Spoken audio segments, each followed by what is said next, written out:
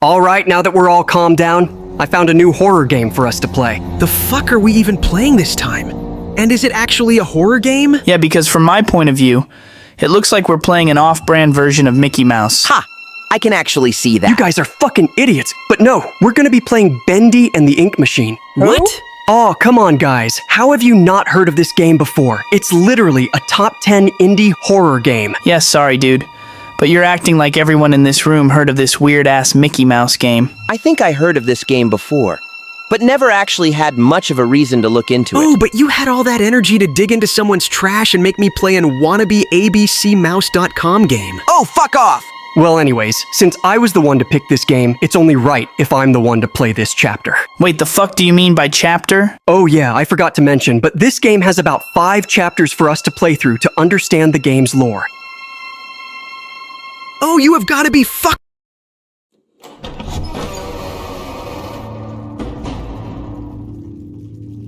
All right, Joey. I'm here.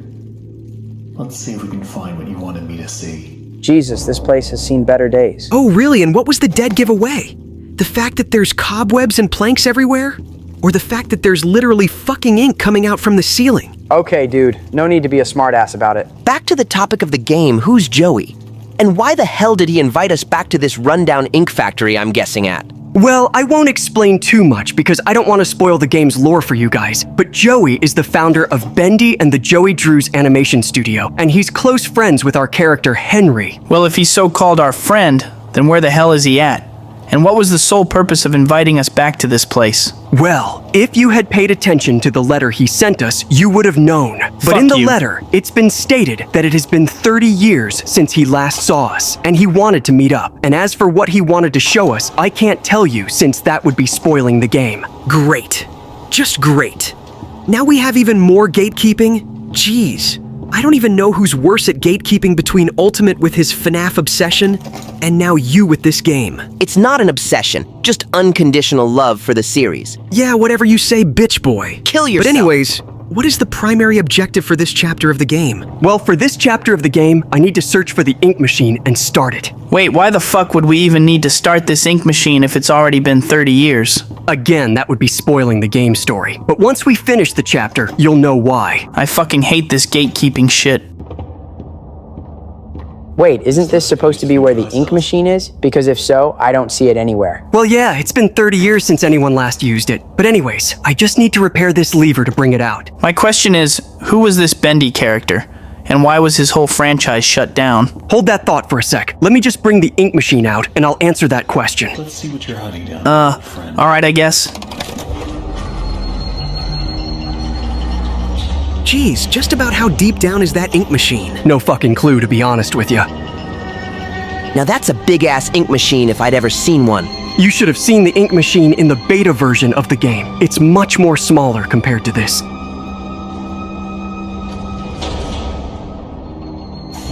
Okay, now that we got that mini cutscene out the way, I'd still want to know what's the backstory to this Bendy character. Yeah, I'm also quite curious on the backstory of this off-brand version of Mickey Mouse. Well, from my knowledge, Bendy was a classic cartoon character made in the very late 1920s by Henry, and he had his own successful franchise with having his own cartoon show to making a bunch of appearances in various little cartoon shorts before getting shut down in 1937. Well, if he was so beloved by kids back in the late 20s to 30s, why did the company shut him down? Well, the animations weren't getting finished by the deadlines, which most likely caused a sharp decrease in the company funds. Plus, the show did come out during the Great Depression. Damn! Well, this just got dark. Oh shit! There is actual no fucking way you guys got scared of a fucking plank falling on the floor. Bitch, shut the fuck up. Let's not act like Slender Man wasn't making you shit in your pants as soon as you collected the 3rd page. Yeah, he's got a point, man. You were legitimately spazzing the fuck out every time you got a static in the game. Man, fuck you guys. Anyways, what exactly are we looking for in this game? I thought we were supposed to turn the ink machine on. And what the fuck is with this room? Well, in order for me to start the ink machine, I need to collect a few objects. Was that cardboard cutoff always there? Because I could have sworn we didn't go past any while coming to the room. Oh, and here's an even better question, because what the fuck is that?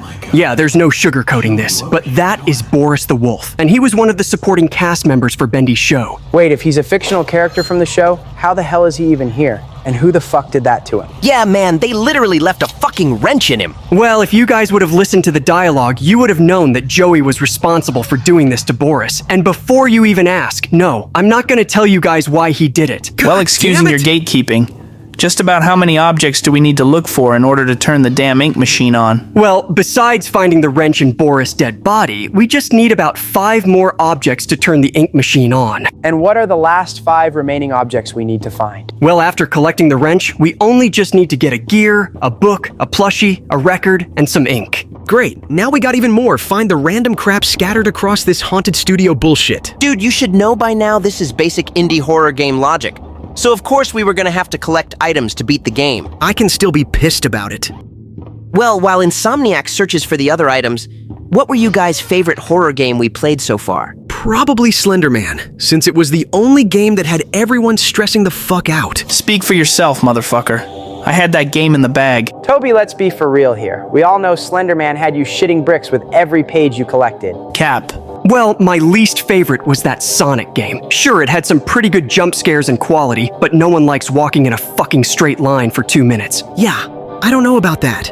I'd argue that Baldi game was just as bad. The game was literally just a terrible copy and paste of Slender Man with its bullshit math questions. Well, it kinda makes sense, since back in the mid-2010s when Slender Man was still relevant, both Slender games inspired many other classic indie horror games like Baldi or Granny, with its horror atmosphere. Baldi has anything but horror ultimate. But back to the game. Do you guys ever wonder how the projectors in the factory are somehow turned on? Yeah, I was also about to ask that. Because like, if no one has been here for the past 30 years, how the hell is anything in this place even up and running? While I can't fully give you guys the answer, I will say that we will be facing that specific someone in this game for when we play the next chapter. It baffles me how you think we're just gonna come back and play more of this game's chapters after this. Like, would our audience even want us to play more of this game? Toby, our audience literally wants you to run it back with Slender and Slender the Arrival, so I highly doubt they wouldn't want to see us play more of this game. Oh, and speaking of Slender the Arrival, I decided that the game would be the last horror game we would play before we started doing our playthrough for FNAF 2. Oh, hell to the fuck no. Do we really have to play that fucking game? Why can't we just play something else like Granny or Hello Neighbor? Dude, we literally stated back in the Slender video that we were going to play the game if we hit it 100 likes. Plus, Granny is just a watered-down version of Slender, while Hello Neighbor is way too fucking complex for us to play. Now, Ultimate, if he wants to be a pussy and not play the game, then so be it. Plus, we all know he was only able to beat the original game with his dumbfounded luck. I am not fucking scared of a dude who doesn't even have a face. Fine, if it will get you guys to stop your bitching, I'll play the damn fucking game. Don't force yourself to play it if you don't want to. No, I need to prove to this bitch I can handle any kind of horror game, no matter how scary it can be. Oh, so you do admit you were scared then? Oh, just fucking kill yourself! Oh, fuck! Okay, seriously. Who the fuck is moving all the damn Bendy cardboard cutouts? Toby, I literally just said I couldn't tell you guys because that would be spoiling the next chapter of the game. Plus, the game only did that just to get a reaction out of you guys. But anyways, for fuck's if you guys sakes. haven't noticed, I just found all the materials to start up the ink machine. Bro, literally half the shit in this game doesn't even make sense. Why does a cartoon studio need a wrench, a record, and a plushie to turn on ink? Well, the 6 items are part of a ritual created by Joey to activate the ink machine, since the game also implies that Joey didn't intend for the machine to run with just the flick of a switch, so he designed the objects to power the bizarre occult-like ceremony involving artifacts from his studio. This Joey guy has some issues. Oh, you don't know the half of it. But on a side note, besides playing FNAF 2 and Slender the Arrival, what was the other game we were playing after this? Well, when we were taking our 5-minute break from the Baldi video, I had a long, hard thought on what the next horror game we were going to play. But eventually, I decided that we now I were can going to just be place playing the objects Poppy in the correct Playtime order. next, since our viewers has been asking for the game since the FNAF 1 video popped off. Really, dude? You seriously had to pick Poppy Playtime out of everything? Yeah, man, I thought you said Wait, doing I forgot Poppy about the Playtime would damn take our editor notebook. too God long to edit fucking the damn video. it. Look, guys, I'm just trying to have our channel do both Marvel and horror content for our audience, since the President's Play horror game channel went AWOL for a bit. Oh, I remember that channel. I used to binge watch them playing random horror games before their editor replaced them. Yeah, I have no fucking idea why their editor thought it would be a good idea to replace them on their own damn channel. But go off, I guess. So is that a yes on doing Poppy playtime then? Sure, That's I guess. fine with the game, so I don't care. I'll only agree to do the game if I'm the one to play the first chapter, since I really did enjoy watching the presidents playing them. Yeah, that's fine. All right, Bet. Alright, now that I got the notebook, I can now start up the ink machine. Yeah, still think that's a fucking horrible idea. Like, have we not seen horror movies where the main cast sets something up for the killer to make an appearance? Yeah, even I'll have to agree with Spec on this one, which is rare because he's a dumbass. But starting up a machine that caused your whole damn company to go out of business is a terrible idea. Look, man, it's like what Ultimate said. If we want to progress with the game, we're gonna have to make some very, very questionable choices. Even when this one is pretty bad for a horror game. Look, while I That's the agree third with fucking you time using that my Cardboard statement did on us that doing shit. dumb shit in a game to progress with the story, I do see their side of the story. Like, did our character not stop and think, now why should I turn on this ink machine if it made our company run out of business back in the late 1930s? Like, where is the common sense? Oh, and on another side note, I'm just now starting to realize something. If Bendy is supposed to be the antagonist of this game, why hasn't he made an appearance yet throughout this entire chapter? Like, there should be enough ink for him to make somewhat of a body and try to... Okay, what the fuck is this? There's literally fucking ink everywhere. Well, besides collecting the items, I had to go back to the theater room to turn on the ink pressure so it could transfer its ink all the way back to the ink machine. And I understand that. But like, dude, there's literal ink covering the whole damn room. Like, I genuinely don't think we needed that much ink to turn the damn machine on. And it's kind of giving me war flashbacks. Dude, you act like you're the only one in this room that had a venom problem. Plus, that shit was 18 years ago. So there should be no way you still have PTSD over it. Yeah, man. My version of Venom was my childhood best friend who used to have my back before the symbiote got involved with him. So if anyone should have PTSD from him, it should be me. Well, what about me? My best friend Harry also had the Venom symbiote on him, and if it wasn't for me and Miles, I would have lost him for good. Bro, no disrespect, but genuinely no one gives a fuck about your version, heck, any version of Harry being Venom. Like, seriously, bro. He had all that hype up from your 2018 game just to get underdeveloped in the sequel. I genuinely fucking hope you get What the shit balls? Bro, the fuck are you doing on the floor? Get the fuck off your ass and run! Bitch, the fuck does it look like I'm doing? I told you turning the fucking ink machine on was a terrible idea. But no, let's not listen to me and do what we want. Would you actually shut the fuck up and let me concentrate for once? Jeez, man, just relax. Look, see, the exit is just right there. You can make it. Never mind, I guess. So like, are we in the factory's basement or something? That's what I'm getting at. But the real question is, how the fuck do we get out of here? I don't know. Maybe Insomniac knows since he knows so much about the game. Well, we're actually coming close to chapter 1. But like, maybe if this video gets enough likes, we can come back and do chapter 2. I would be totally down if we came back to this game, since I'm quite interested in this game's lore. It's no FNAF lore, but it's still pretty interesting to learn. That makes one of us. So far, if I had to compare FNAF 1 and this chapter of the game, I'm easily picking FNAF. Dude, you're literally comparing a point-and-click horror game to an actual free-roam indie game. What's your point? You're such a dumbass. Well, boys, it looks like it's axing time. Bro really just said, it's axing time, with a straight face thinking it would be tough. And here I thought I was the one with the bad jokes. Oh no, you are. Fuck off. But you're right. I don't know what kind of fucking joke that was. Oh, come on, guys. I was just trying to lighten the mood with a cool joke I just came up with. Personally, I thought the joke was pretty clever. Well, no fucking shit the dude who uses monkey sound effects in their show would think that shit was funny. Oh, go fuck yourself. Don't let me have to remind your bitch ass that monkey sound effect lasted 4 seasons compared to your show. And at least my show was faithful to the fucking source material, you fucking... Quite a way to kill the tension in the room. Now I know damn well those aren't fucking satanic writings on the floor. Well, we are going up against a cartoonish devil, so I'm not surprised. Wait, why the fuck is our character tweaking? Oh Fuck! shit! What the fuck is going on? I don't know. This must be what it feels like to be high. Wait, that was it? We just pass out in the middle of nowhere? Yeah, pretty much. What the fuck, dude? Well, anyways, that was chapter 1 of Bendy and the Ink Machine. Did you guys like it? The game was a major improvement from the last two games. Like, seriously, don't ever ask us to play games like Baldi's Basics. Any horror game where I get to see Toby shit his pants is fire, in my opinion. Fuck off. Well, anyways, on to Poppy playtime. Great. Even more weird shit for us to play. Shut up, you man whore. Welp, you guys, it's been a good long while since we played my favorite horror game series. It's time to get right back into it. And here I thought playing 3 Freddy games would be a nightmare for this channel. Hey, leave FNAF out of this bitch. And besides, we were eventually gonna have to come back to playing this series for our viewers. But did it seriously have to be another horror-based chapter game, though? Like, we had no other horror game we could have played? Look, dude, it was either between this game or Poppy Playtime, since those were our second best horror game series we played besides FNAF. Yeah, I genuinely rather have us That play shit is this nasty. game over Poppy Playtime, especially with how their recent chapters are both ass and way too expensive. Okay, fair point, since I don't even know how that game series got popular to even begin with. Yeah, YouTube Shorts will do that for you.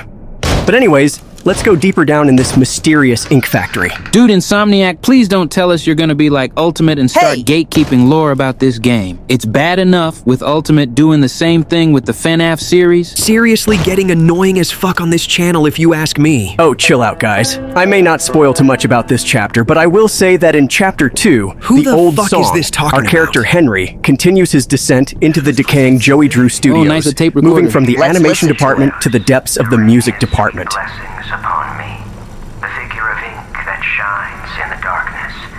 I see you, my savior. Savior? Pray you hear me.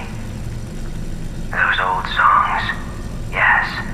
The fuck is this guy talking about? Beats me. For I I know think he's you like are praying loving about something in this Savior, ink factory. And I will be swept into your final loving embrace. But love requires sacrifice. Can I get an amen? Did bro just come out the tape recorder?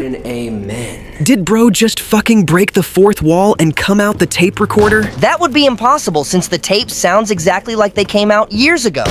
But we just heard this Sammy guy voice and he sounds exactly the same. Can people in horror games just not age or something? And another thing is, why the fuck is there so many damn cardboard bendies everywhere? Like, get we're at this ink factory place, but this amount of cardboard cutouts is insane. Guys, some of these questions are seriously not that deep to be questioning. But anyways, Sammy Lawrence was a part of Bendy's music department, composing the iconic songs for the Bendy cartoons. But he had Who the fuck is that? Can you help me? Is our character fucking dumb? Why the hell would he ask for help from someone who fucking looks like the Where damn the fuck did that boogeyman? guy At least go? we picked up the axe to protect us, so we're not really going in guns blazing. Well, if you guys are done freaking out, I could continue on explaining Sammy character in this game series. What's more, could you even explain Ooh, more about this guy beans? who worships a fucking cartoon as their lord and savior? Well, for starters, Sammy had serious mental issues because Sammy was so frustrated by constant distractions and Joey Drew's You're poor such a planning fat with the fucking music chud, studio. Ultimate. Hey, fuck he began you, to man. experience hallucinations and developed an addiction to drinking the studio's ink. This addiction eventually warped both his body and his mind. Wait. Are you saying that Sammy is somewhat similar to Bendy back in the first chapter? Well, yes and no, because for one, they both are entities comprised entirely of ink and are technically immortal within the cycle, which would probably explain why Sammy sounds so young and healthy as those tape recorders takes place 15 to 30 years before we got to the main game's story. Damn, I forgot we were in the 1900s. Wait, so what makes Sammy and Bendy different from each other then? Well, Sammy is actually human, but corrupted by the ink. He remembers bits of his past life, which is why you can say why he is so desperate to escape his inky prison, by praying to his savior. And as for Bendy, he was the first attempt to bring a cartoon to life using the ink machine. He was born without a soul and was never human. He is a mistake of science and I guess magic. Interesting. In somewhat weird way, this game's lore kind of remind me of the FNAF series, with the whole mascot of a franchise coming to life to hunt you down. Well, yeah, there can be a few key similarities between the two. But the main difference is, unlike this game, we don't have dead children's souls and these weird-ass ink monsters. Based. So this must be the infamous music studio department. Looks pretty old as Toby, if you ask me. Well, yeah, no shit. They made this place back in the 30s, smartass. But this place does remind me a lot of what Disneyland used to look like back in the good old days. Oh, and speaking of Disneyland, to our audiences, we just wanted to let you guys know that the reason why we haven't been posting as much for the past few weeks was because Toby finally decided to let our editor out the basement and let him see his family. And they took him out to Disneyland. But that was last week. As of right now, he's is now back in our basement recording our next video game sessions for you guys, so stay tuned. People in and out all day. Thanks, Joey. Guys? Just what I needed. More distraction. You guys good? These stupid cartoon songs don't write themselves. Oh, Jesus, what the hell did I do now for you guys to go silent? Bro, genuinely, who the actual fuck were you just talking to right now? What do you mean? I was just explaining to our viewers on why we were gone for so long. Bro, we get that part, but like, you were just looking at the wall while talking to yourself on why Toby let our guy out. Like, are you mentally okay up there? I've been telling you guys that this idiot has been watching way too much Malcolm in the Middle and Deadpool back to back, brain-rotting the fuck out of him and making him think that he's the main character. Oh, shut the fuck up, Spec. How the hell did you let both 2017 and Spidey and his amazing friends get more seasons than your short ass? Bitch, they were fucking made by Disney. Of fucking course, they were gonna get milked and get more seasons than me since I'm a Sony exclusive TV series. Dude, you can't even use that excuse anymore because MTV is getting a second season. What? And he's also a Sony exclusive TV series. Are you fucking serious, man? Oh shit, I just looked it up and there actually is people who were fans of his show making a season 2 for him. Yeah, Spec your ass is about to get flamed by him once we finish this chapter. Man, that's fucking bullshit. How the hell did the black sheep of Toby's franchise get people to make him another season, but not me? Like, I would at least expect people to work on the Elf Kisser getting another season instead of him. Bro, just cope with the fact that your ass is never getting a third season. How about I cope with the fact that my fist is about to go up your ass? What the fuck? Dude, did Venom just take a pile of mutated shit on us or something? I mean, I guess you can say that when you pinch one eye. But those things are actually called the Searchers. Keep whacking them, and in the man. future of The this fuck does it game, look like they are I'm going to be doing the Miles? most common enemies for us to deal with. But since they're just appearing as torso-shaped ink blobs that crawl along the floor, they should be pretty easy to deal with as long as you have a weapon. Oh, and they are also the souls of human civilians or workers trapped in the cycle as well. Why am I not fucking surprised to hear about more innocent people getting possessed by this shit? Bro, what is with classic indie horror games having people be possessed by some kind of entities or creature for us to deal with? Hey man, blame the Freddy series for starting that trend. Hey, fucking FNAF slander will not be tolerated in this channel. And here comes Ultimate coming to dick ride his favorite horror franchise again for the millionth time. Bitch, Oh, they got you an 8 guys ball were here? just starting to blame FNAF for starting the whole people getting possessed by entities in horror games when that's always been a thing since the damn 90s, you that did asshats. Look man, all I'm saying is that it may not have started the possession trend, but it did popularize the mascot horror trope, where friendly-looking characters are possessed by spirits of the deceased. Like, did you forget that in Poppy Playtime, we had to deal with a 10 feet tall cookie monster that may look innocent at first, only to just chase you down and make you its breakfast, lunch, That and fucking dinner? cardboard I mean, to be that I fair hate. to Ultimate in Poppy Playtime, the stuffed animals were already confirmed by those VHS tapes that they were possessed and trying to kill people. Wait a second, Miles, you weren't even here for when we were playing Poppy Playtime Chapter 1. How the hell do you know all about its hidden lore? Well, for one, Where the I played fuck all did that 5 cardboard chapters off go? screen since you guys never asked to hang out with me, since I don't bring views to the channel, apparently. And for the other, I just been watching Casio and Markiplier streams on the chapters. Oh, look, Why do you another think tape I've been recorder. saying that the new chapters are straight ass and not worth playing? Damn, Miles, that just pretty much confirms that you can't play with us when we actually recycle back to the game sometime in the future, since we definitely don't need any The spoilers fuck from you mean I can't join you guys for when you play Poppy Playtime? Our viewers legit asked both y'all and our editor to bring me back for both this game and for that game. Bitch, I don't spoil shit. If anyone's a spoiler of this channel, it would be Tom, since he can't ever shut up. Like, did you guys forget that he spoiled both Civil War, Infinity War, Far From Home, and No Way Home? He does got a point about Tom being a walking spoiler alert ultimate. Don't care, plus ratio, plus your films are overrated, plus Gwen is never gonna date you. Ultimate, you are a grown-ass man saying ratio in the big 2026. And not only that, but you cannot be talking about his films being overrated when your entire series is mid as hell. You need to grow the fuck up for real. Oh, Got go fuck him. yourself, bitch. You know what? It's all good, Spec. Everyone and their mama knows I'll always be a better Spider-Man than Ultimate's punk ass. But since I'm not invited to play in Poppy Playtime, who's gonna take my spot? Okay, well, for one, you can go fuck yourself. And to answer your question, I'll probably just make a poll for our viewers if either Toby or Andrew should take your spot. Didn't Andrew say he liked the game series despite him missing out on Chapter 1? Why not just invite him instead of Toby? What am I Yeah, even man, supposed Toby's to been do getting here? you just gotta overused on play this a channel specific recently. sequence of There's like a instruments in the shit ton recording of edits of studio while him the more than projector's anyone running. else here in the Spider Squad. And no, this is not just me hating on the old okay. bastard just because he's a bitch-ass cuck. I wouldn't say all that about Toby, but I will say that he has been taking the spotlight a lot on this channel besides Spec and Tom. No, the fuck I'm so not. yeah, I would say Andrew would be a suitable replacement for me. Well, there you have it, folks. It's decided that the middle child of the group, Andrew Garfield, will be our 4th honorary member into playing Poppy Playtime. Why the hell is he speaking in third person again? Just let him have his moment.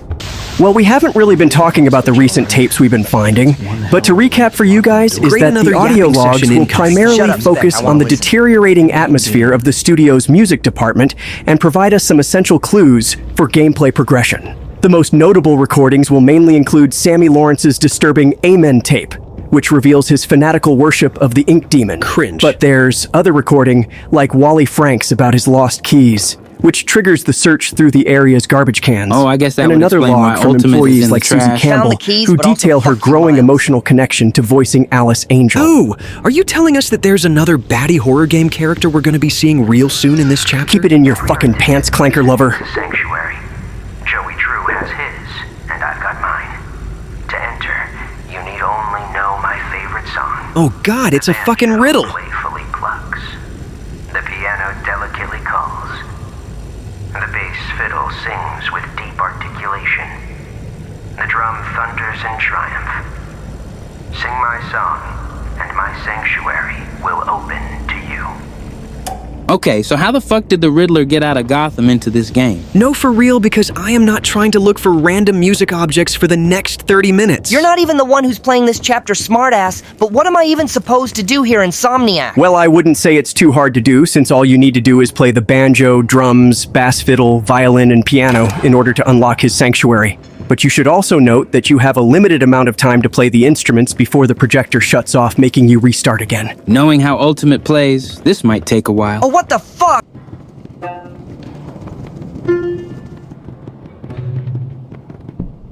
Well, damn, that was not long at all. Ha!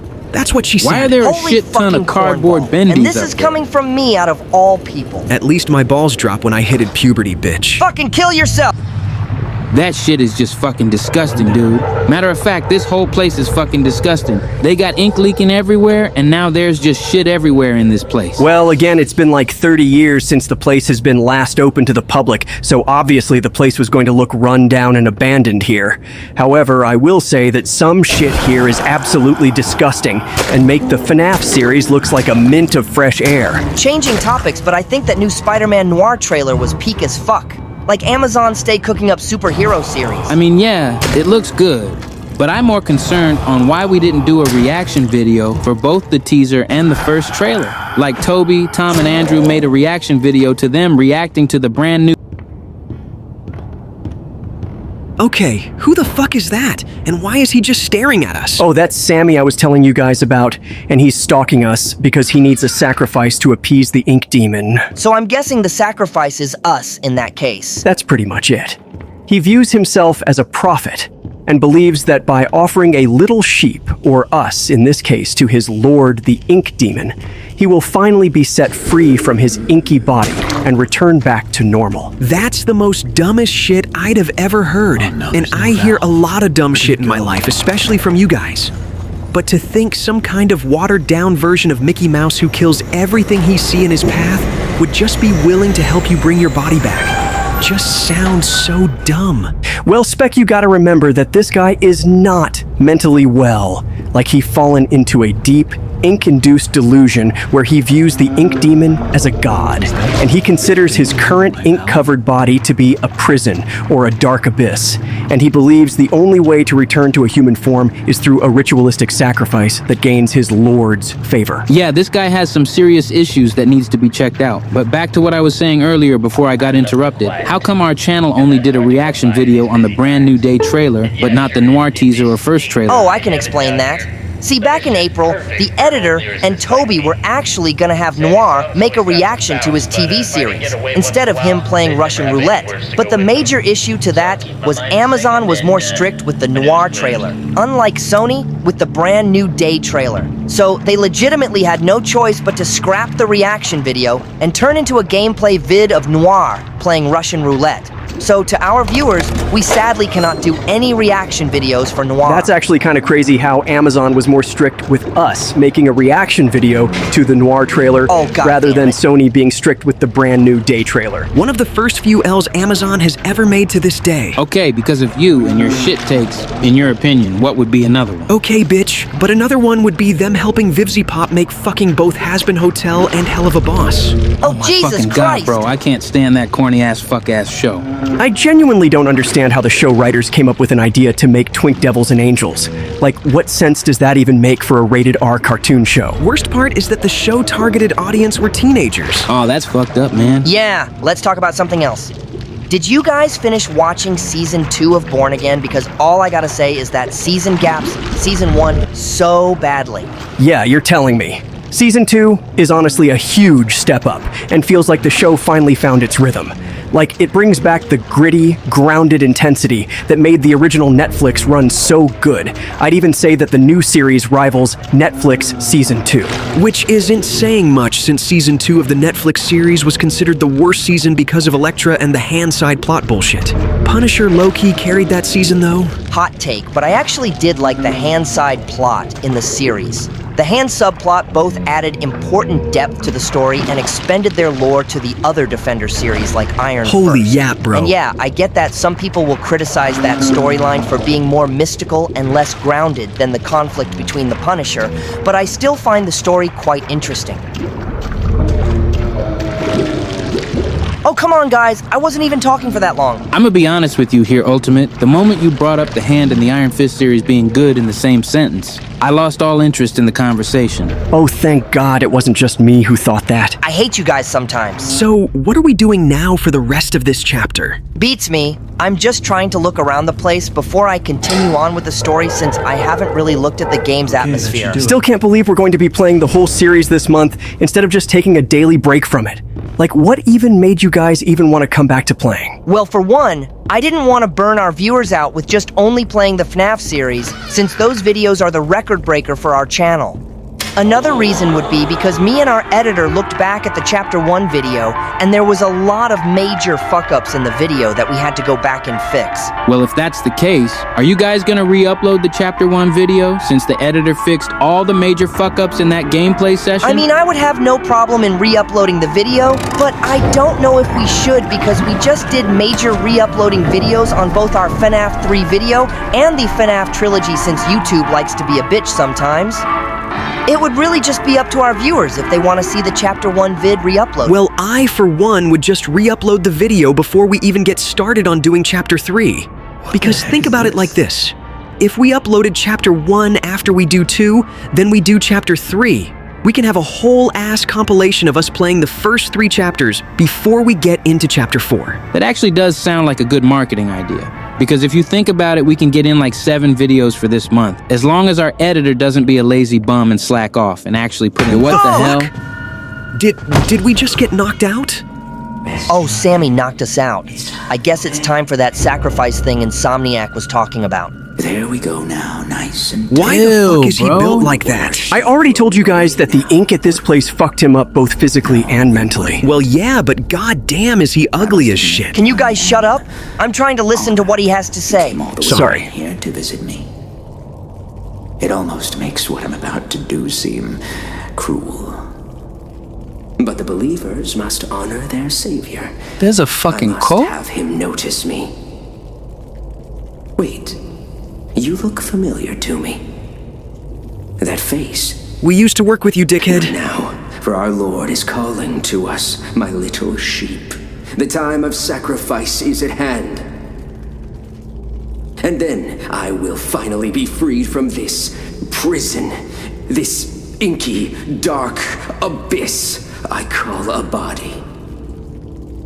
Shh. Quiet. Listen. I can hear it. And if it wasn't already as bad enough, then it already was. Let us begin. Can we not? The ritual must be completed. Soon he will hear me. He will set us free. No, he won't. Where the fuck is this motherfucker going? As long as it's away from us, I really don't care where he goes. Sheep, sheep, sheep, it's time for sleep. This guy has an obsession with sheeps. It's time for bed. What the hell? In the morning, you may wake. Or in the morning, you'll be dead. Hear me, Oh Bendy. shit, here we go. Arise from the darkness. Arise and claim my offering. Free me, I beg you. I summon you, ink demon. Show your face and take this tender sheep. No, my lord, stay back. Let's just get the fuck out of here while this idiot is— Damn, talk about karma being a bitch. Yeah, you're telling me. Talk about believing in a fake ink god to save you only just to kill you for nothing. Am I right? Right. Totally. Rip Bozo, but let's focus on getting the fuck out of here, people. Just give me a second. These damn seekers are all over the place. Okay, Ultimate, tell me what's worse. Having to deal with multiple ink seekers trying to fight you, or getting your ass killed by the thing that created them. Alright, I get your point, dude. Jeez! Alright, with Sammy dead and those ink seekers out the way, I think everything else should go smooth sailing for us for the rest of this chapter. Motherfucker, did you just jinx us? Yeah, we just got out of whatever the fuck that Sammy Lawrence guy was trying to set us up for you. What? No, all I'm saying is that we should all be good now because everything is taken care of. Now just hear me out. You fucking idiot. You just broke the goddamn axe. It's not my fucking fault. I thought the axe would be more durable than what it already looked like. Now how are we supposed to defend ourselves from Bendy? Holy Shit, shit! the fucking devil. Get moving, Ultimate! I'm going! See, this wouldn't have fucking happened if you didn't break the damn axe. Shut up, Spec! How far do we even need to run from Bendy? Not too far now. There should be an open doorway somewhere nearby. Well, this doorway better show itself fast because my fingers are starting to get tired. Shut up, you lazy bitch, and keep running. Wait, there it is! Hurry, man! I'm going! Why are you looking back? Oh God! Made it. Wow, that sure was a rush, right, guys? Guys? Give me the controller, Ultimate. What? But I'm still playing. Give me the fucking control. For the rest of the damn game, you're not playing Ultimate. Fucking Oh, bullshit! hell no. Who the hell are we dealing with now? And thanks to Ultimate, we don't even have a weapon to defend ourselves. Guys, chill Come out. on, show This is not an yourself. enemy we're facing. Wait, Really? it's not? Then who are we about?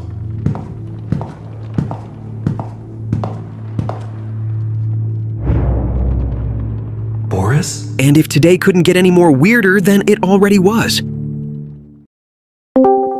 Hey, fellas. Alrighty, a new day and a new boring-ass chapter for me to play. What exactly am I supposed to be doing here? Dude, we just hit the play button. There's actually no way you're hating this early in the game. Facts, Miles. And also to answer your question, Spec, you're going to need to look for Boris to progress with the story. Oh, that off-brand version of Goofy? Alright.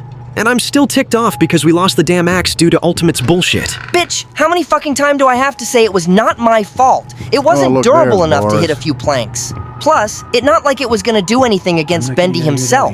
Excuses is all I hear. Okay, if you guys are done arguing, we're gonna need to get that lever from Boris in order to leave the safe room. Great. Even more bullshit for me to do in this game. So you fellas mind telling me on why y'all are playing Bendy and the Ink Machine on our so-called channel?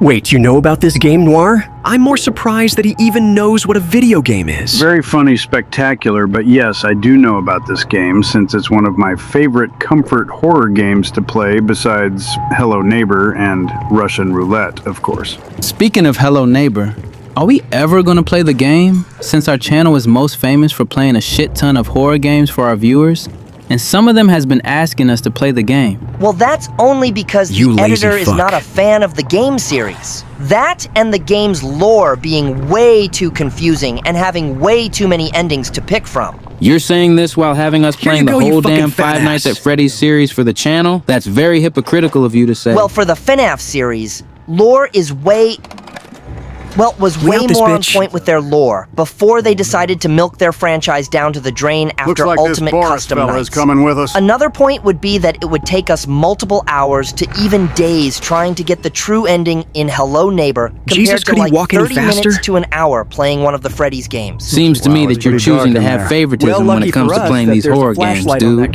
It's not fucking favoritism, Miles. I'm just trying to play horror games that won't take us years to play.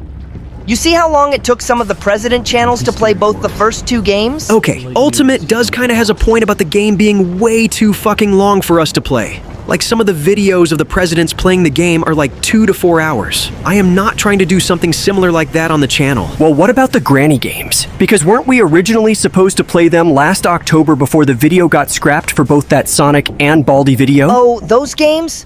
Honestly, I just didn't have us play them because I don't think YouTube would be able to handle a bunch of Spider-Men shooting an elderly women in the act. You are fucking unhinged to the max, dude. Shut up, clanker fucker. But anyways, how do we get past this door? Well, you're gonna have to give your flashlight to Boris so that he can automatically take the flashlight from you and crawl into a nearby vent.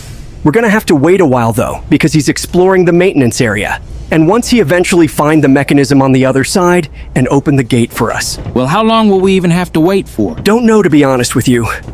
My best guess is that it would only take him like 2 to 3 minutes to find the maintenance room and open the door for us. Well, I'm trying to fucking talk to him and give him the flashlight, but the game is not letting me do anything at all. Well, that's only because you're hitting the wrong button on the controller, son.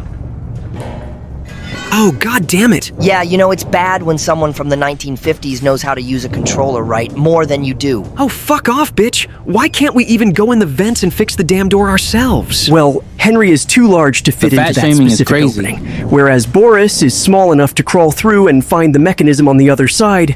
He's going to be going That through was some of the not no vents for a damn while 2 in this minutes. chapter. So what you're saying is that Boris is going to be with us for the whole game, helping us with some of the puzzles we're going to be dealing with in this game? Sure, I guess we can go by that statement. Heaven Toys? My god, just how fucking big is this ink factory? Yeah, you're telling me. I bet this place could give Playtime Co. a run for its money with how deep down we go in this factory. Well, what's even the objective for being here in the first place? Spec is going to... Well, right Hey! now, your main objective in Heavenly Toys is to fix the toy machine to clear the path forward. Upon entering the area, you'll find that broken toys are jamming the machine's gears and belts, preventing a massive wall of shelves from moving out of your way. I really don't think it's that deep, bro. Shut up, Ultimate. You have no room to talk since you like to gatekeep each of the Freddy's games for fucking content, you bum-ass bitch. Bro, are we seriously gonna have a bitch fit over Noir giving out information about the game over you? Like, even I'll agree with Ultimate that it cannot be that deep for you to whine and complain that you didn't get to say anything. Look, fellas, I don't want this pointless argument to go on all day. So how about I just apologize to Insomniac for stealing his thunder, and let's just move on so we can continue with this chapter. See, even Noir is taking accountability for stealing your thunder. Fine, I'll accept the apology.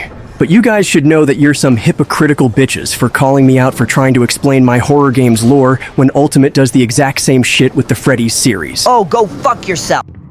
What happened to the lights? Wait, what's that? What the fuck is this conjuring shit? This must be the room for that Alice Angel character we were sort of talking about back in the last chapter.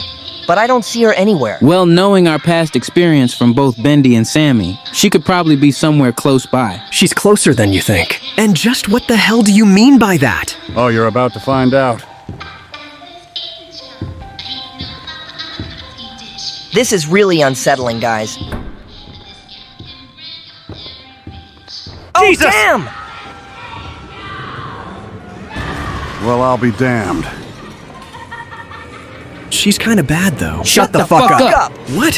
What'd I do? Bro, I swear to God, in every fucking horror game we play on this channel, your simp ass just has to find a way to be head over heels over either a monstrous girl or a goddamn animatronic for a weird ass pizza place. Exactly. Plus, she's like a 3 out of 10 at best with how fucked up her face is. You boys have some serious issues when it comes to doing stuff like this. Yeah, welcome to the Spider Squad Noir. This is like an everyday basis when it comes to playing video games, especially with Spec. But anyways, what are we doing doing now? Well, there's going to be a crossroads where you must choose between the path of the angel or the path of the demon.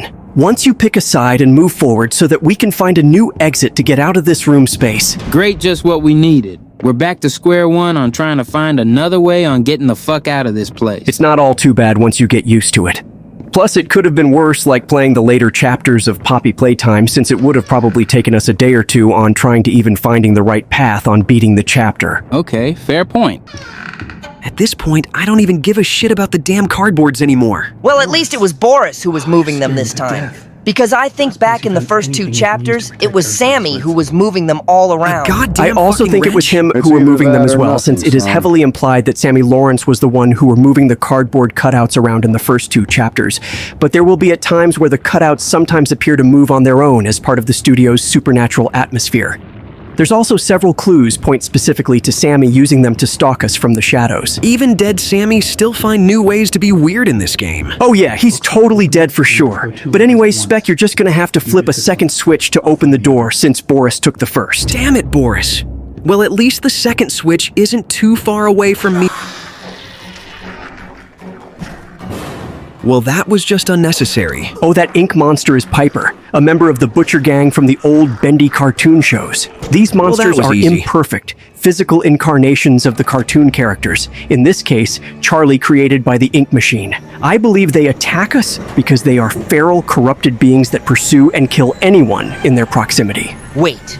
If they are corrupted, wouldn't that mean that they were the likely former studio employees who gone missing and were later transformed into these disfigured forms? Theoretically, I would say, yeah, since the lore suggests they are corrupted, soulless clones created by the ink machine using the tainted ink, which has the power to absorb living souls, corrupting people. I would even say the ink absorbed souls like Sammy Lawrence into fanatical followers after they accidentally or intentionally consume it. Bro, how the fuck are places that are so-called made for children hell on earth? Like, what the fuck do they be feeding those indie horror game developers behind the scenes? Probably Starbucks or Burger King. Definitely Burger King.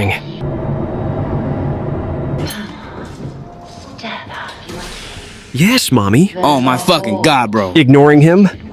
We're gonna have to meet up with Alice now because in this chapter, she's going to be having us do a shit ton of things before we finish up this chapter for today. Oh, dude, are God you fucking damn serious? It, why did I get the fucking long chapter for this video? Bet you're regretting taking the controller from me now, are you, bitch? Fuck up, pussy. Oh, calm down, you guys. Obviously, we're not gonna showcase the entire walkthrough, so I'll only have our editor cut out the very long parts of this chapter without skipping over anything major in the game. Oh, I haven't been talking as much as the viewers would expect me to, but if you boys don't mind me asking, but what got y'all into doing horror games instead of just doing simple tier lists or even Marvel games? Well, we do play Spider-Man games, but that's mainly a Toby, Tom, and Andrew thing. But to answer your question while breaking the fourth wall, besides the Spidey games, we only play horror games because our editor was a massive fan of the Presidents. Yeah, I know, right? Play Horror Talk about a Games channel massacre. with them playing the FNAF series or other side games like Slenderman or Baldi, and since our editor was a fan of us, he wanted to put 2 and 2 together and make something Spider-Man fans can enjoy. You know what? I can respect it. Since for the last few months I'm playing these iconic indie-based horror game with you guys, I haven't have had this kind of fun since Across the Spider-Verse came out. Yeah, even I'll admit that if we didn't start playing the Freddy games to start this channel gaming style, we pretty much would have just been reduced to being stuck on doing tier list videos. Facts. And to kill off the mood, we got this bitch again. Watch your fucking mouth, Ultimate. Now we come to the question. Do I kill you? Yeah, please don't. Part to my heart's delight. The choices of the beautiful are unbearable. The lady got issues. Yeah, and I thought Sammy was bad. Take this, little freak for Damn. He crawled in here, trailing his tainted ink to my door. It could have touched me. It could have pulled me back. Do you know what it's like living in the dark puddles? It's a buzzing, screaming well of voices. Bits of your mind swimming like fish in a bowl. The first time I was born from its inky womb, I was a wiggling, pulsing, shapeless slug. The second time, well, it made me an angel. Jesus. I will not let the demon touch me again. Again? Wait, she encountered Bendy? So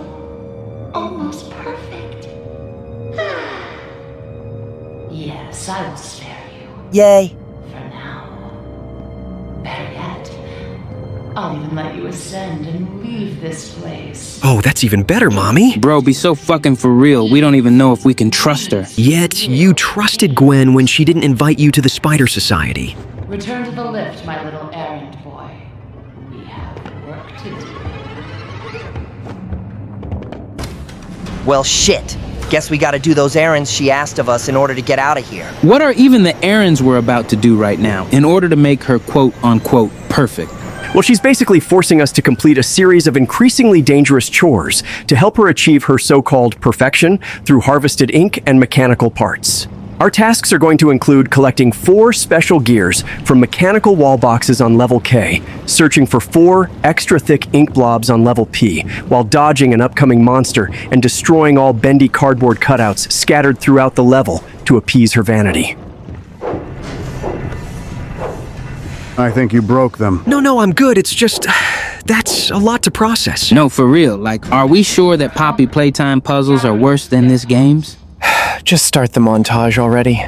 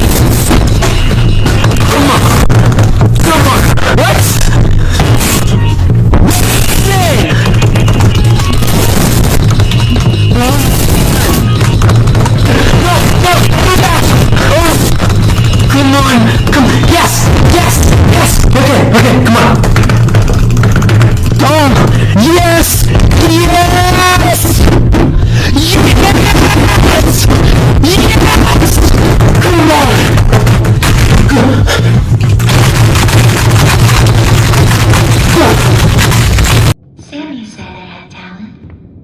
He was always a good liar. Still, he was once a very handsome man. What the fuck?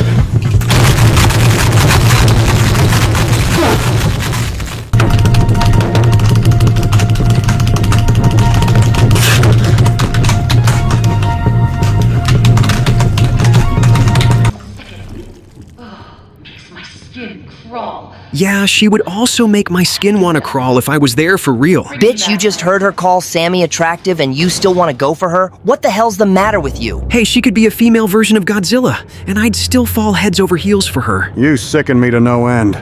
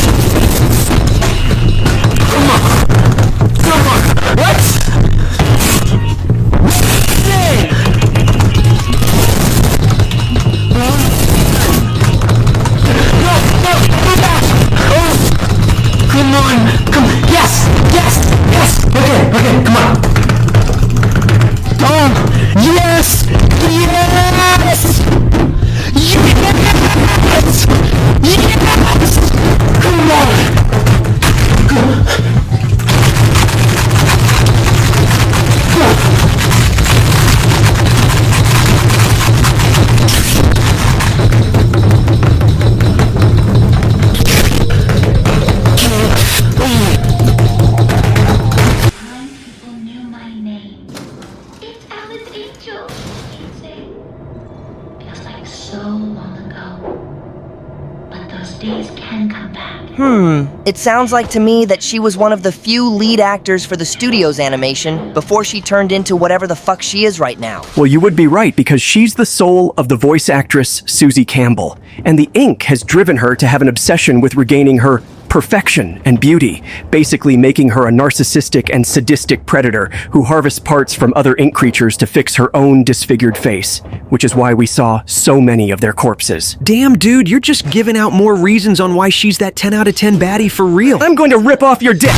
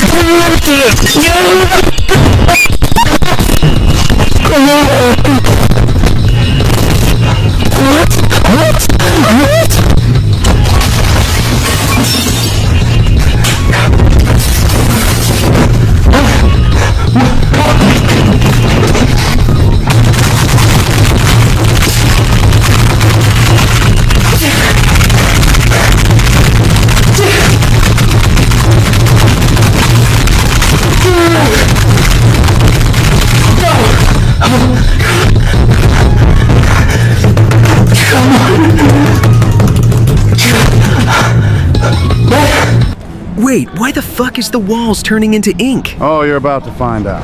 The hell is that supposed to... Wait, what? How the fuck did I just die? It either looks like you died to Bendy or got glitched out due to the ink infecting the room. So you're telling me I fucking died to bullshit? Pretty much. Well, this game can suck my big fat... This game is going to be the death of me. Yeah, you seriously need to work on your anger issues, dude. Shut up. Disgusting wretches have wandered my home, have gone unchecked, trying to drag me back to the darkness. Don't fatigue your angel. Say less, baby girl, I got you. And here you called Toby the simp when he was trying to get with his MJ. When you're pulling this shit. Hell, now that I think about it, Toby wasn't really even trying too hard to get with her, especially in Spider-Man 2 when he turned her down 2 times. Wasn't she, like, engaged with Jameson's astronaut son the second time she tried to ask him out? Yeah, I swear to God that she was meant for the streets. I don't even know how Toby settled down with her when he had other options like his Gwen Stacy or Betty Brant. Hell, even that neighbor girl at his apartment seems more loyal than her. Based? Oh my days, oh my good heavens, is that a Gosh, it's a little hard to get a hold of. Oh well, better luck next time. Noir, you good, buddy? Was losing the gun really that serious to you, Noir? If he played the game as much as Insomniac, then he should have known that the gun was going to be a fake-out. I knew it was coming. It's just that was the first time I'd ever really felt anything in my life besides seeing my Uncle Benjamin and Penny. Losing that gun was like having your first ever bike for the first time, just to lose in the matter of a few seconds to an oncoming car. Well, I guess it is that deep. Well, if we're done sulking with the fact that my baby girl scammed us out of a gun for a fucking wrench, just about how the hell do I beat this so-called projectionist? Well, maybe if you would have stopped your simping for Alice and paid attention to the directions, you would know. Shut up, Ultimate. Well, combat isn't really going to work with that wrench, since it would take you about 22 or more hits to kill him. So the best strategy I could give to you to beat the projectionist is using our stealth rather than direct combat, since he is completely blind like Matt and navigates only through the beam of light emitted from his projector head. Oh, so it's that easy, huh? Well, because I'm so goated at stealth-based games, I should have those 5 ink hearts in no time. God fucking damn it, he's got me in a corner! The switch up is crazy. So about that being goated at stealth-based games. Not another Word. All I'm saying is that would have never happened if I was playing. 1 hour later. As soon as we're fucking done with this chapter, I'm fucking done with this game. Whoever wants to have next at this shithole of a company, be my fucking guess. Cause I'm done with this shit. Jeez, bro. Calm your fucking short ass down. I'll take over for the next chapter if the game really pissed you off that badly. Whatever, man. Well, a fun fact to bring up the mood is that you could have actually gotten the shotgun if we completed all of Alice's tasks without dying a singular time and choose to go down the demon path instead of the angel one. Wait, we could have gotten the gun? How the fuck was that a fun fact to bring up? I could have fucking killed him with the gun! Well, it's really more of a fun fact for me because I got to enjoy seeing you struggle dealing with the projectionist for a whole ass hour. I will fucking murder you. All right, fellas, calm the hell down. We're about almost done with the chapter, so we can at least come all together and finish up this last task for the dime. Fine, but only because I get to hear her voice one last time. Jesus, dude. End of my to-do list, my little errand boy. I hope you enjoyed our time together. I sure as hell did, Mommy. Shut the fuck up and listen to the goddamn cutscene. Return to the lift. It's time to go home. I'll tell ya, despite this chapter being pretty long and hard, I most certainly had a much better time watching over it more than me playing the new chapters of Poppy Playtime. You know what else is long and hard, Ultimate? Yeah, seek Jesus, dude. You know what? Despite this chapter being goated, I'm glad it's ending, so we don't ever have to deal with spec simping for Alice ever again. I like to dream. Wait, Insomniac, you didn't tell them? Tell us what? Shh, shut up, listen. Valley of green grass, blanketed by a warm sun. I don't think I'll ever get to see it. What exactly are we listening for? That's what I'm trying to figure out. I thought we were done. The heavens are waiting. Is it me, or does this ending feel too simple? More like too easy to finish off.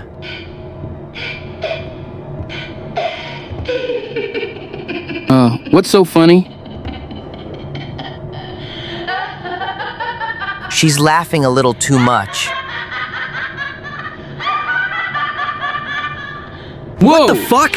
Why is she just now starting to crash the fuck out of all this damn time? I don't fucking know, man.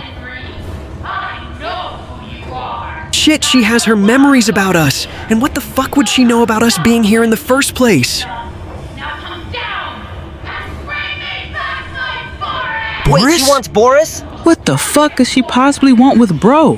He's innocent as fuck. I need it inside. Pause. Oh, shut up, Spec. Now is not the fucking time for this shit. Sorry, force of habit. Don't you get it? Give him to me. Yes. I'll take him. Oh What? no, the fuck she isn't. Oh shit! Fuck!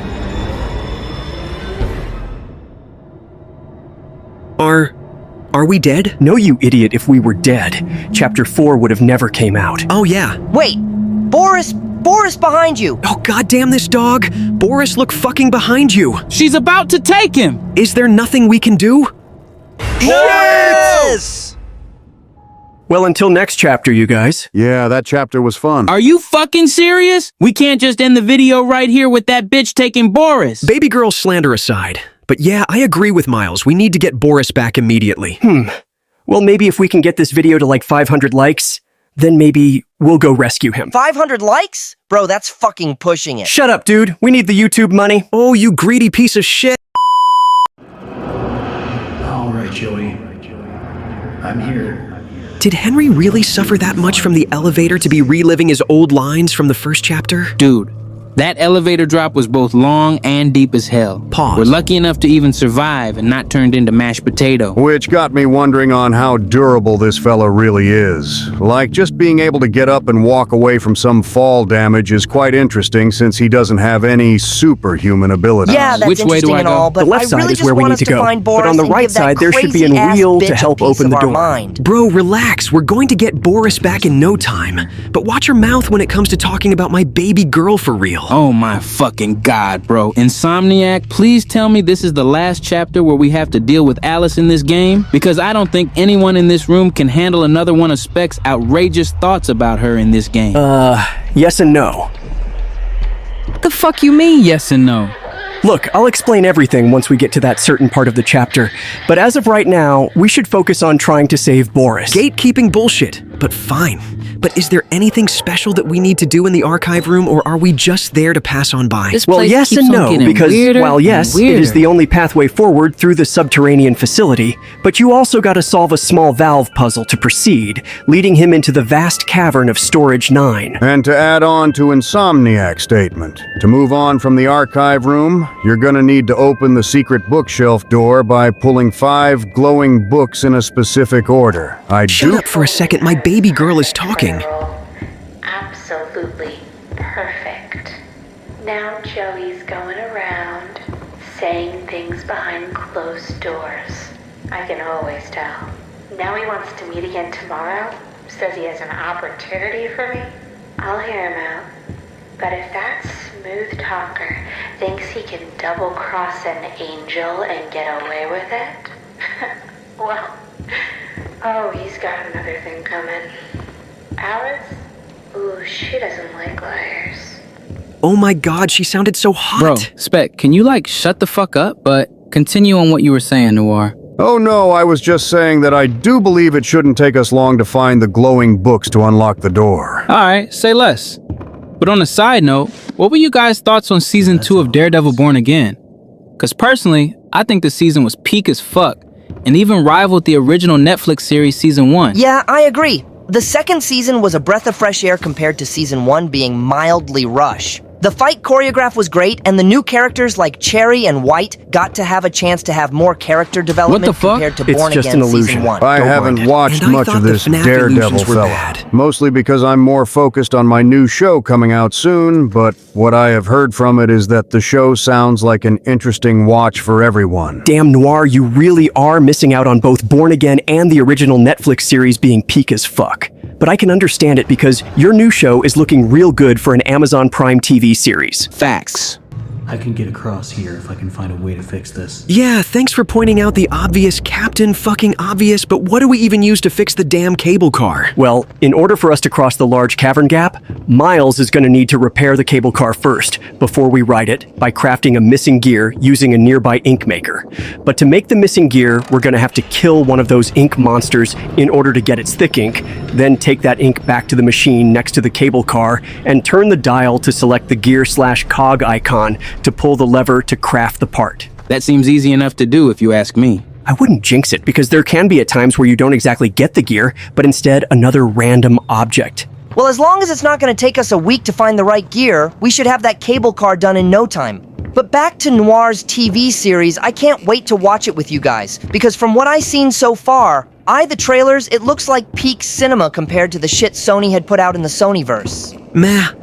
I don't really care about the series since the show looks mid compared to both Brand New Day and the Beyond the Spider-Verse teasers we've been getting. I'll at least cut it some slack that it will be more entertaining than the Boys franchise. Looks like someone is still cranky that their series was left off on a cliffhanger. Oh, but fuck it really up, doesn't bitch. matter on which or which is better. At the end of the day, these shows and movies were meant to entertain fans of the series, not compare them to something either good and bad. Plus, it a little bit too early to be calling my show names when it hasn't even came out yet. Speaking straight up facts, Noir. And honestly, at least your show will be miles, no pun intended, better than Amazing Friends in 2017 series. Because holy shit, did those shows mischaracterize our characters. No, actually? Because how the fuck was Miss Marvel more mature than 2017 when it comes to being an Avenger? Disney tried way too fucking hard to mimic Tom's personality when it came to making the shows excluding Friendly Neighborhood, because that show had actual good storytelling and characters that didn't make me want to rip my ears off. Ignoring the Friendly Neighborhood glaze.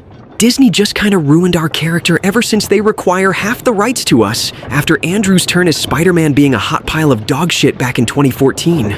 Like we used to be a Chad and not take anyone's bullshit, whether they were an X-Men or an Avenger, but now our character is just a two-faced twink that gets cucked. The shit that comes out of your mouth is just foul, dude.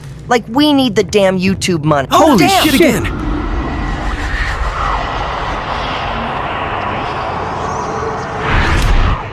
Bro, what the fuck are with these damn ink arms? Yeah, even I'll have to admit that one got me this time. Yeah, man, they're just... Shut the fuck up, my baby girl is talking.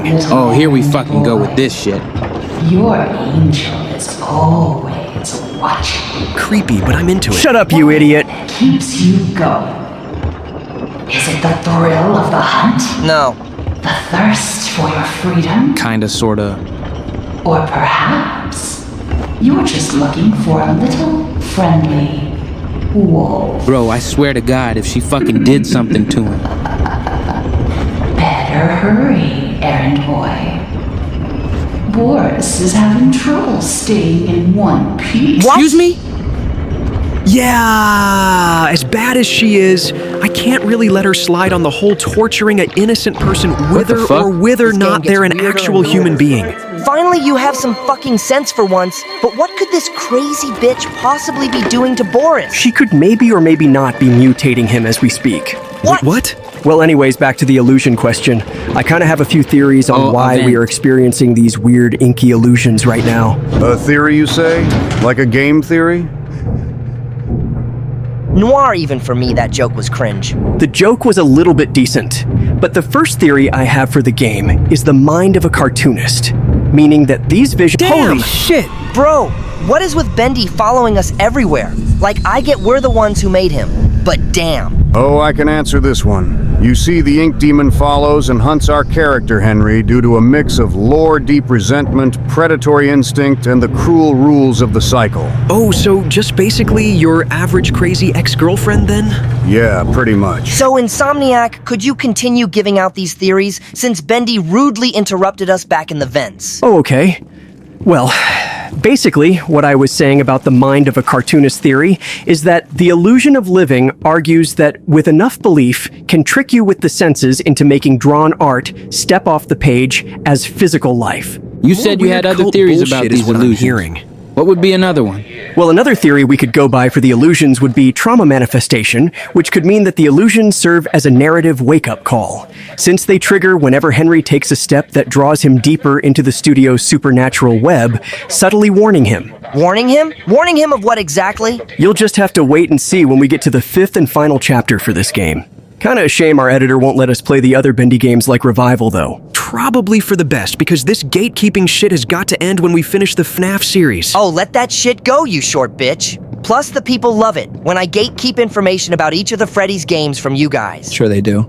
But anyways, what is the next objective we're about to do next? Can't really say this time around because we're about to come across Alice again soon, but what I will say is that she will be having us do a few more challenges for her. Bro, are here you we go fucking again with serious? the doing multiple tasks to unlock one fucking door in this game bullshit. Look, chill, guys. This time around, the kind of challenges we're about to do for this chapter will be more fun and engaging than the previous, plus, there's even gonna be a boss fight for us to later. Hey, as long as they're better than the Poppy Playtimes, challenges, and minigames, I'm all for it. On God, some of them in the game are actually ass to deal with. Wait a second. Just now looking at this place, are we at some kind of carnival in this ink factory? How the hell could they have possibly made a whole ass damn carnival or Looks like we attraction need down power here? to get to the And who haunted the hell room would be area. dumb enough to be bringing their kids down here in the first place? Miles, you literally just saw this place have their own version of Build-A-Bear that converts ink into plushies. Them having their own carnival here should not be that surprising to you. Fair point.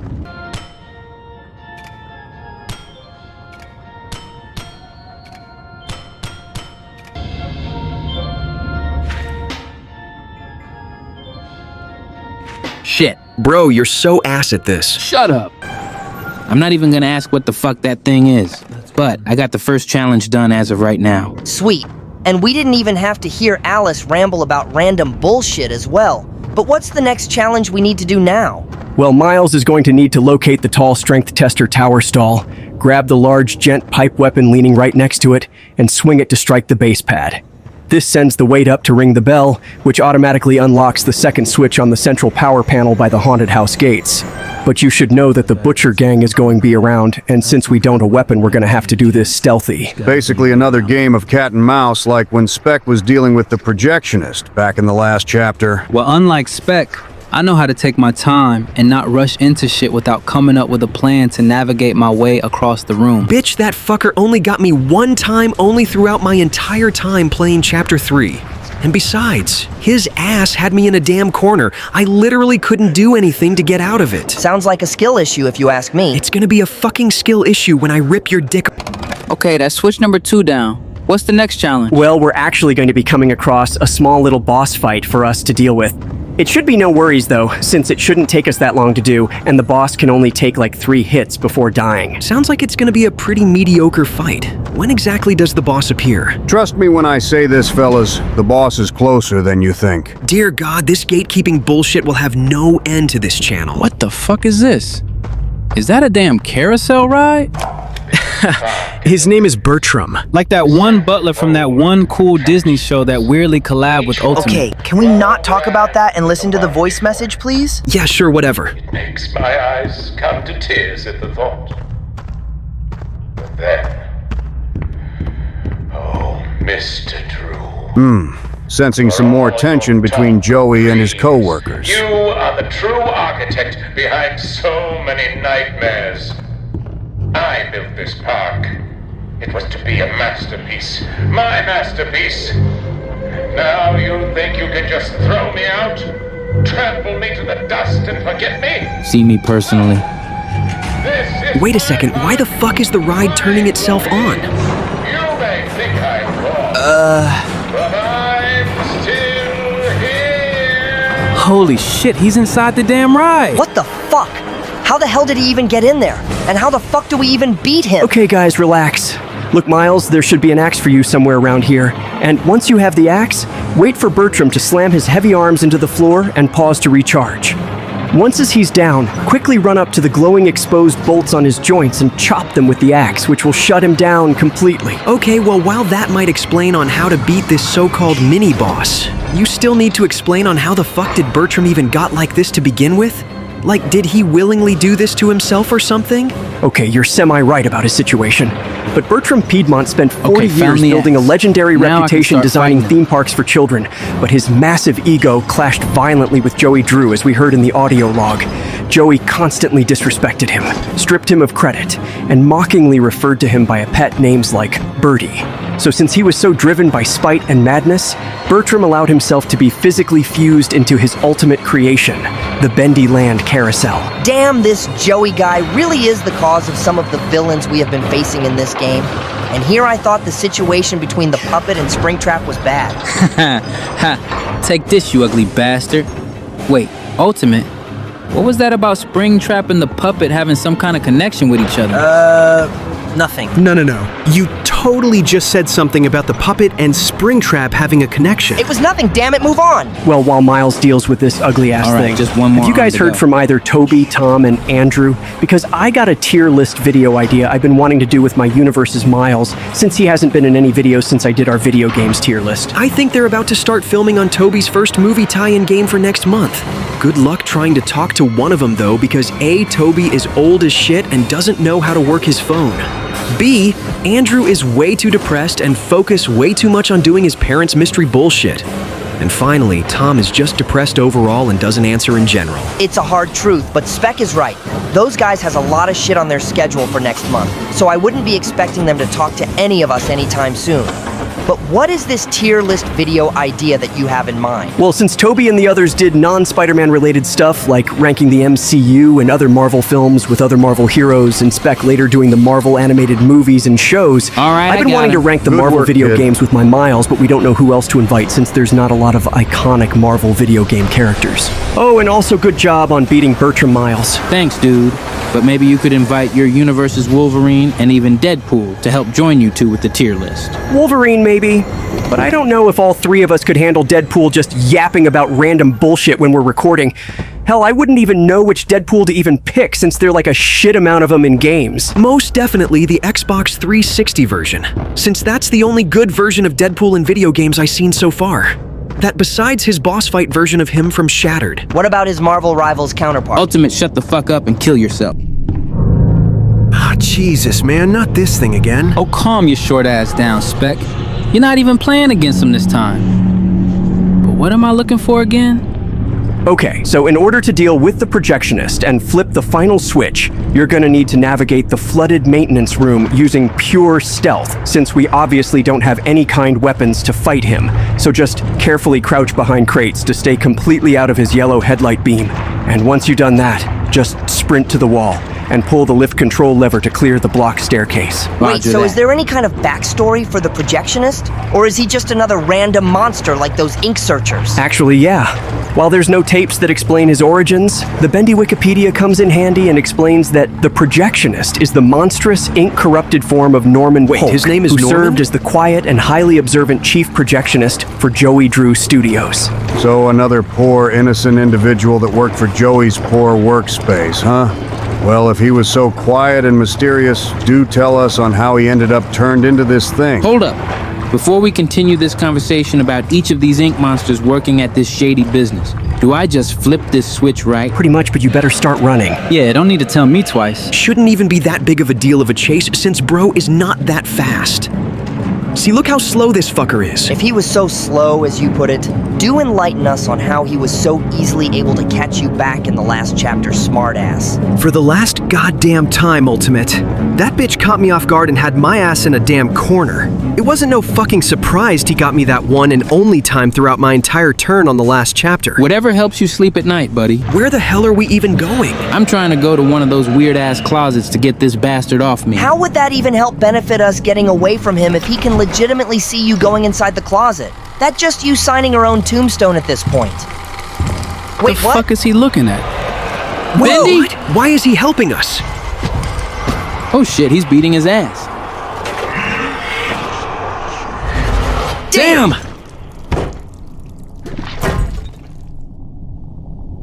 Jesus.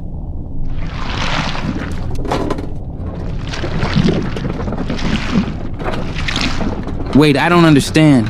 Why the fuck did Bendy just randomly decided to help us all of a sudden? Like, was he not just trying to get us killed for the past 3 chapters? And why did he take the projectionist's dead corpse?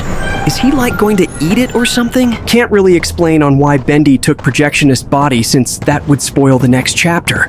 But what I will say for why he helped us was because he wants Henry for himself. And if any other low-level mutant like the projectionist kill Henry, would ruin his twisted, perpetual game of cat and mouse. So this is just some kind of sick and twisted game to this thing is what you're saying. Basically.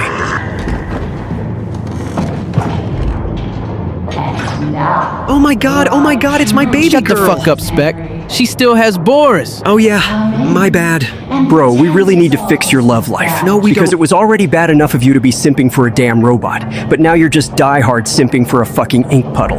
You guys still gotta remember that he's just a kid. He'll hopefully grow out of this weird obsession phase of his eventually. That will never happen. I forgot you were still here in this room, Noir. Courtesy of not being that much of a talker like the rest of you kids. But really, I haven't really got to do much on here other than watching both you and Spec play this game so far. I mean, if you want Noir, you can play the final chapter since everyone else here in this room has already had their turn on playing a chapter. That plus our viewers has been asking you to go last. I would very much like that. Oh yeah, and speaking of our viewers, I think we're reaching the weird fangirl side of our fan base. Because now all of a sudden Noir has people in our comments calling him daddy. Like what the fuck, man? It was gonna happen eventually, dude. But hey, at least we don't have the Miguel fangirls in our fan base yet. Well, that is until Beyond comes out next year. Way to jinx it, dude. I'll have to say that this chapter was pretty decent compared to the last chapter. While chapter 3 might be a little bit more longer with more challenges and puzzles, this chapter boss fights and mini games were more enjoyable. Personally, this chapter is my least favorite right side along chapter 2, in my opinion. While I'll agree the boss fights were fine, the chapter to me feels more like a filler episode with how much we focus on other objectives instead of trying to save Boris. Holy shit, you're right, because I completely forgot that we had to save Boris in this chapter. Well, where even is he and Alice located at? Because I thought we would see them in the... What the fuck? What the fuck has she done to him? Yeah, sorry to tell you guys, but we were too late on saving Boris from Alice, as you can clearly see that she quote-unquote perfected him. Perfected him? My guy, my baby girl just turned Boris from a chill dog into this weird-ass-looking Frankenstein-type monster. And you're calling it perfect? Wait, I don't want to fight Boris to finish off this chapter. Isn't there some other kind of way for me to slow him down, or at least make a trap for him? Sadly, no. In order to escape out of here, we're gonna have to kill Boris. And to beat him, you're gonna have to run in large circles to evade his aggressive charges and leap attacks until he collapses from exhaustion and coughs up glowing blobs of ink onto the arena floor. Once he coughs it up, take a piece of it into an ink maker station so you can make your weapon. Bro, this just isn't fair. We're literally fighting Boris against his own will, when we should be focusing on getting that bitch Alice back for causing this whole situation in the first place. Yeah, I'll have to agree with Ultimate on this one, which is rare because I hate his nerdy ass. Yeah, fuck you too, dude. But I can't let Alice just taking apart Boris and turning him into this thing slide. And even though I wasn't paying any attention to him, he was still trying to be kind and helpful throughout the whole last chapter. See, I told y'all that he would eventually grow out of his weird monster kink phase. It is a shame that we have to kill this Boris fella in order to escape this place with our lives. Yeah, we totally won't see another version of Boris soon after we finish up this chapter. Wait, what? Okay, I think Boris is one shot. I just need to get my final weapon and give him the final blow once he's open. Nice one, kid. Just keep on doing what you're doing with avoiding his attacks and you should be golden. That's cool and all, but I'm still wondering where the fuck is Alice hiding at? Like, didn't Insomniac say that this would be her final chapter or something? Because I am not trying to deal with her again for the final chapter. Hey, just because I don't agree with her using Boris doesn't mean you can— Quit your simping, Spack, I got him! I get fucked, bitch! I'm sorry, Boris. It's okay, man. He's at peace now. I know. I just wish there could have been another way to help him instead of killing him. Baby girl! No! Shut up, Speck! On God, your ass is walking on thin ice. Whatever, man. So y'all are not gonna ask on who killed Alice. Wait, What the hell? Wait, what? Huh? Bro, I'm so fucking lost right now. How the hell could there be possibly even two Alices in the first place? Like, was Susie Souls splitted into multiple pieces, like with how they're doing with Chucky? Well, I guess now would be a good time to tell you guys that the character of Alice Angel had two voice actresses. One being Susie, who we just saw get killed, and the other that just saved us being Allison Pendle. Okay, that makes more sense on how there's two of them. But just looking back at Susie's Alice, her face still looks the same from the previous chapter. Did she even get what she wanted with how she used Boris? You guys are not going to like this answer, but no, Alice didn't get what she wanted after stealing and mutating Boris. While she did successfully harvested his heart, his perfect ink cells would finally repair her melted face and make her beautiful again. The experiment failed, completely rejecting her. So you're telling us that Boris's death was all for nothing? I guess you can say that. I hate this fucking game series. All right, fellas, we're finally here. We're finally gonna finish off my favorite horror game series with a bang by playing Chapter 5. Look, man, all I'm gonna say is that there better not be some kind of weird ending or some stupid-ass cliffhanger, since those can really be annoying as fuck Yeah, to me. if that's the case, then you're probably not gonna like how this game ends, son. Oh, goddammit, seriously? Oh, relax, Miles. Noir was just kidding. The ending is actually going to be interesting when we get to it later on in the video. Oh, it's the chop version of Alice. Bro, I seriously don't know how you found Twisted Alice attractive when her face could legitimately give Two-Face a run for his money. And besides, she and that other version of Boris helped save us back in the last chapter. I get what you're saying about her saving us and all, but you're just hyping her up like she doesn't have us locked in a damn cage for some reason. In fact, why the fuck did she even put us in the cage in the first place? Did she not see us fighting for our lives in the last chapter? Actually, that's a pretty good point.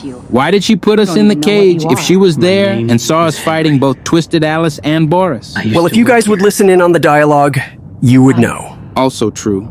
I honestly don't know my name. So, they call me Alice. But I'm no angel. Yeah, no shit. Shut up, Speck. You go back and rest. We'll talk again later. Well, that was a nice chat. Oh wait, no, it's not over. No need to worry. I won't go far. Interesting. Level 6. I wonder where she's going deep down in this place. A better question to ask would be what she's even looking for in this place. And did you guys see whatever signatures she has written on the walls? What could those even mean? Oh, I can easily answer those questions for you guys. Well, I'll answer the questions after we get out of the cage. oh, Now I know you're how this seriously man. starting to gatekeep us just as bad as Ultimate. Hey, fuck off! Noir, can't you Why tell is us he what just this looking version at of Alice is looking for? Oh no, fellas, I'm staying out of this one. This is between both y'all and Insomniac's shenanigans. Pussy. Sorry, it's all we have. Yeah, I'm not eating that. And here I thought Arby's was bad enough.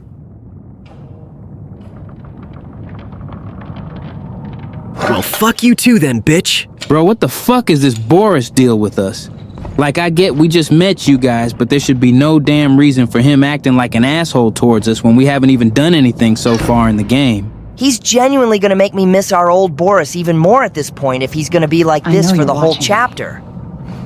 It's just a little creepy. Bitch, you write on the damn walls. You're Damn, no talk better about than timing us. We all do. For some poor souls down here, it's the only way they can be heard. But you don't want to touch the ink for too long. It can claim you. Who's gonna tell her? Pull you back. That's how I met Tom. Who I the didn't hell know is Tom was in the Messing with game. things I She's shouldn't talking have about been, the other but Boris, you idiots. He was there. Why do you call him Tom? Good question. He just seems to respond to it. Well, I don't think he's very fond of me. Yeah, he took our raw soup. Let me show you something. Ooh, plot convenience A time. while back, I was mapping out one of the upper levels when I noticed something reflecting off a piece of glass. I held up the glass, looked through, and on the wall behind me was a hidden message. Right there. Interesting. In plain sight. A mirror in the mid-50s So that's I able kept to see looking hidden messages and found or more passages. And more messages everywhere in the studio. But you can't see them with your eyes. Yeah, Only no shit. through this. Take a look. Alrighty then. Bro, don't know how who's in the leaving Doctor Who fuck is it But I even think we know possible to how have to get X-ray out. goggles in the 1950s Where's it out of all all lead to? times? Dude, this is a fictional horror game we're playing right now. You're putting too much followed thought them into for a it. long time. And besides, this place has a whole ass ink cult down here. It would be no surprise if they used some kind of dark or hellish magic to make the mirror in the first place. Yeah, that would actually You make are. some kind of sense. Alice, please let me out of here. Tom thinks you're dangerous. Bro, who gives a And what flying do you fuck about think? what Tom thinks? We just want to get the fuck up out of here. I think you're the hope I've been waiting for. Bruh, if we were the so-called hope you're looking for, you would have been had us Maybe out the damn tomorrow will be cage. better. So what I'm getting from this is that somehow, in somewhat way, we are the chosen one to help free all the poor souls in this inky hell. That's what I'm Really guessing. stupid, Tom. You shouldn't have gone out there. Now that he's seen you, it's only a matter of time before he finds us here. Way to go, Tom. Now we're all fucked.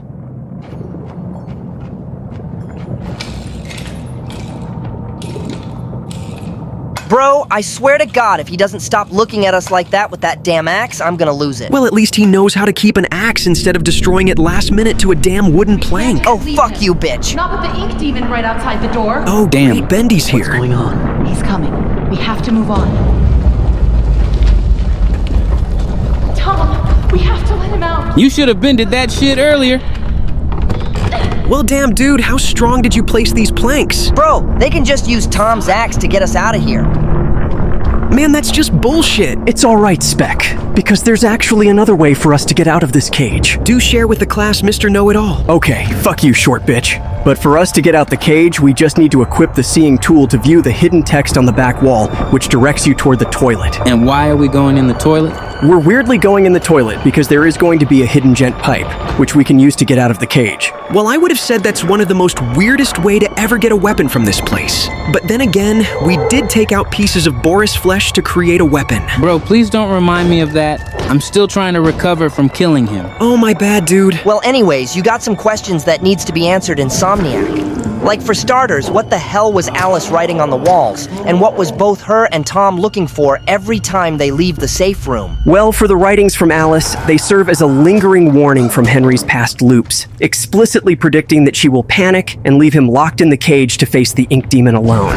Scribbles about like, this poor she will chap. leave you for dead and trust her. highlight Henry's internal struggle across different cycles. Yeah, you lost me after the whole scribble side bit. Well, what about them leaving the safe room to go look for something? Guess we're getting it on a must be boat pretty important to them if they're willing to risk their life for it. Well, actually, they weren't looking for anything. I'm sorry? Well, do y'all remember that you guys asked me on why they had us in a cage? Yeah?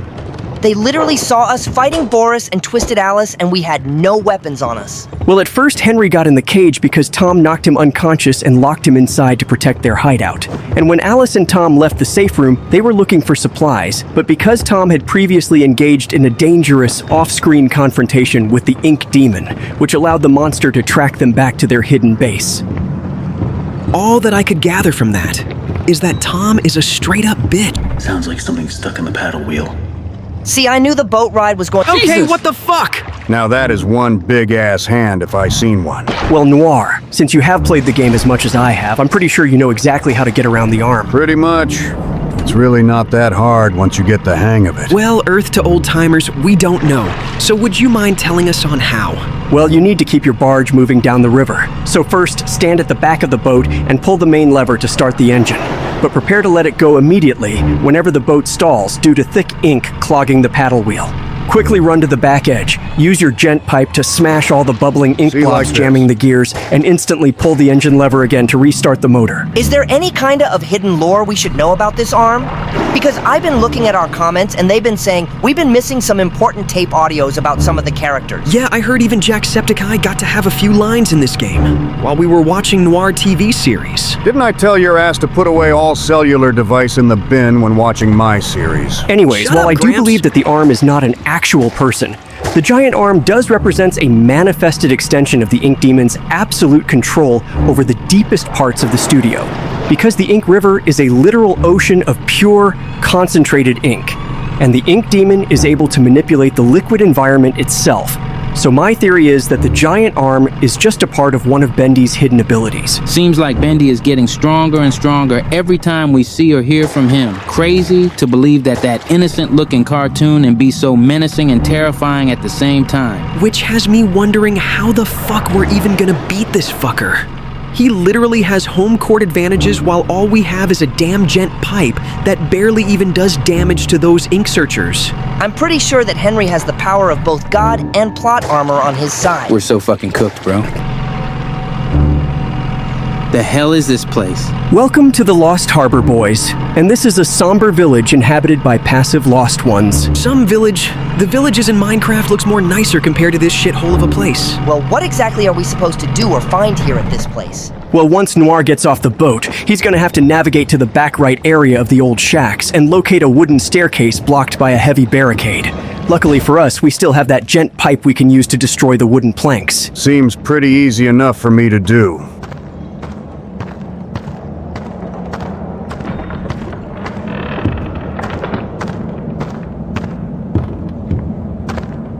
Wait, Insomniac, did you tell them— Whoa! What the fuck? Wait, Sammy is back? How the fuck is this weird asshole still alive? No, for real. I thought Bendy took care of him back in Chapter 2. It's kinda complicated on how to explain how Sammy is still alive because I'm still trying to figure it out myself. But from what I know so far about this is that Sammy is alive because of how the supernatural properties of the ink machine handle death Now you know and the how I studio's felt back in looping Chapter 3. timeline. While yes, Sammy is seemingly slaughtered off-screen by Bendy in Chapter 2, his physical form merely dissolves back into liquid ink puddles. Because he's entirely composed of ink rather than human flesh, any death he experiences is temporary. So what, he's just practically immortal? Basically. Got him. Damn, he must be as ugly as Deadpool in Dream with how much he's trying to gatekeep his face from us. Like you have any room to talk, Mr. Oh, I have a stop sign for a head. Yeah, go fuck yourself, bitch. Damn! You lied to me. How did we lie to you? I'd be free. No, we really didn't. To free you now. Free your head right off your shoulders. Jeez, dude. Wait a second, is that Tommy's bitch ass? It's time for sleep. Damn! Yeah, he's dead. Only for a little while, though, because remember, I told you guys that Sammy is practically immortal because of how the supernatural properties of the ink machine are handled in the game. Well, if what you say is true, and that pretty much anything here that's a liquid ink We're from lucky this we're place, even still alive, shouldn't 'cause that y'all mean that ditched us. other characters like Twisted Alice or even regular Boris can come back to life then? Well, with how we saw a bunch of dead corpses of Boris back in both Chapter 1 and 3, and with how Butcher's gang keeps reappearing after killing them multiple times, I think you should already know the answer to your question. Well, damn. If you guys are done trying to be a replica of game theory, we're about to start fighting those damn ink searchers. And it's a shit ton of them everywhere. Speak for yourselves. I like me a good fight. Nah, sorry Noir, but we're gonna just speed run this part of the game because it literally contributes nothing for us. Well, that's just some horse shit.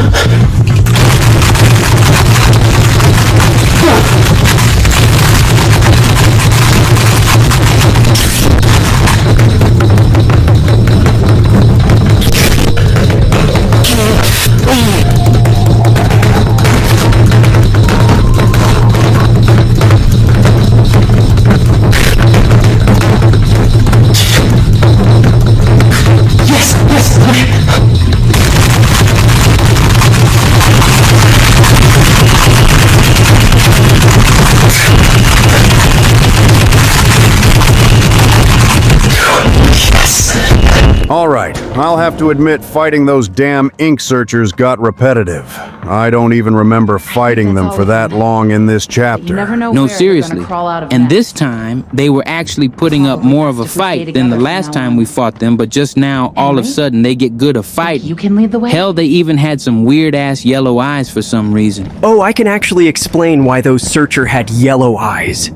See, the searchers were more aggressive because they're actually not the ink searchers, but the lost ones that are fully formed humanoid figures that represent the tragic, weak-ass wooden planks, I swear to God. Dude, we just literally met up with Alice and Tom and now we're back to being by ourselves again. Where the hell are we even at? Right now, we fell into the administration lobby. The game wanted to separate us from Allison and Tom and trapping us alone in a new area since they didn't want to make it too easy for us. But from this lobby, our next major objective is to go into the administration maze to gather thick ink blobs, use an ink maker to forge 3 custom pipes, and drain the flooded hallway so you can reach the film vault. A film vault? What could possibly be so important for us to be going into a vault room that has nothing more than old Bendy cartoons? You'll just have to wait and see for yourselves. But just know, once we get to the vault, it's gonna be endgame from there on out. Interesting. So wait, Insomniac, could you continue to explain more about the Lost One, since we kinda accidentally cutted you off from explaining their lore? Well, like I was saying earlier, the Lost Ones are the trapped souls of former Joey Drew Studios employees who were forcibly consumed by the ink machine and reborn into the cycle, and unlike the mindless, aggressive searchers, the Lost Ones retain their human minds, memories, and emotions, making them entirely conscious of their horrific, eternal imprisonment. You've been keeping on bringing up this cycle bullshit ever since we did the last chapter. how exactly does the cycle even affected us or the other staff members at this place? From my course, one knowledge of from the Crush's game's gang lore members and had to be Wikipedia, the cycle operates as a literal, infinite time loop that tortures Henry and the rest of the staff members in two completely different ways, depending on whether you are an outsider or a direct creation of the ink machine. Wait, there's two ways on how to both physically and mentally torment us at this place? It's a harsh truth, but yeah. The first way is called the physical rebirth, which has transformed some of the staff members, like the Lost Ones, Sammy Lawrence, and the Butcher Gang. The cycle will grant a twisted form of immortality. If they are struck down or killed by us or anything else, their physical forms merely dissolve back into the dark puddles and are eventually remade by the ink machine, forcing them to suffer forever.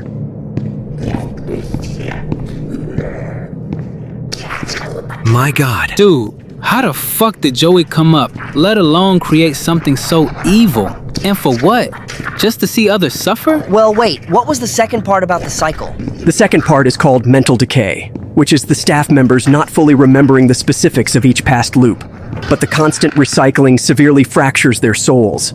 The mental erosion is the reason why Sammy Lawrence completely loses his sanity and attacked us, and also why the Lost Ones are trapped in a state of permanent weeping depression, feeling a subconscious despair that they can never truly escape. This game makes the Freddy's series look like it belongs in heaven after hearing this shit. All right, fellas, after I place down this last pipe, we should be able to get inside the film vault. Still can't believe we're about to be done with the game. Like it's had been almost a whole ass year when we first started playing it. Damn, was it really that long? Yeah, he's not wrong. I'm looking at our old videos, and our first Bendy gameplay came out all the way back in October. But even though this game is a puzzle-based horror, and believe me when I say I hate puzzle games, this game is hands down one of my favorite games we played so far in this channel. Yeah, same. The chapter, story, puzzles, and challenges really did get me invested in the game. It's a real shame that there's actual people out there that thinks Poppy Playtime is better than this game. Well, since we're about almost done with this game, what was your guys' favorite and least favorite chapters? Because me personally, my favorite is Chapter 1 for being the start to this game, while my least favorite would probably have to be 4, since that chapter have us so much build up to us saving Boris, just to have us kill him at the end of the chapter without even trying to save him. I agree with not liking Chapter 4, but my personal favorite chapter of this game is Chapter 2, because I liked doing the music puzzles in game, and the Bendy chase sequence was pretty good in my opinion. I hated Chapter 3 for its bullshit, but so far I'm really digging this chapter despite Tom being a little bitch. Your short ass is only saying that because your ass struggled the most out of all us here playing the game. Fuck off. But anyways, despite not playing the chapter, Chapter 3 was my favorite playing because the puzzles were actually interesting to me, despite spec slander.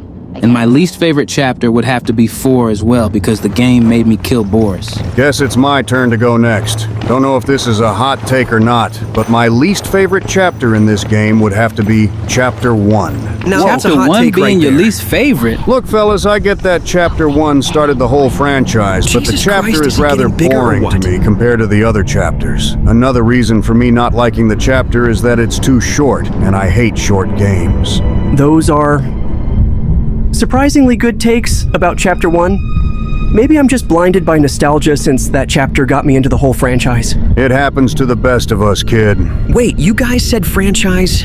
Are there like multiple games about this series or something? Oh yeah, I forgot to mention that to you guys. Well, since the game became so popular back during 2017 to 2019, with there being multiple games and even a movie hopefully coming soon. Bro, what the fuck? Well, you guys, this is it. The grand finale to end off this goated game. Yeah, I'm still wondering on how we're gonna even beat Bendy since none of the weapons we used in the game would work on him. Plot armor, I'm guessing. We can't. We're not like you, Henry. Fuck you mean you can't? go in there? Is this game seriously gonna have us go in alone and try to beat Bendy?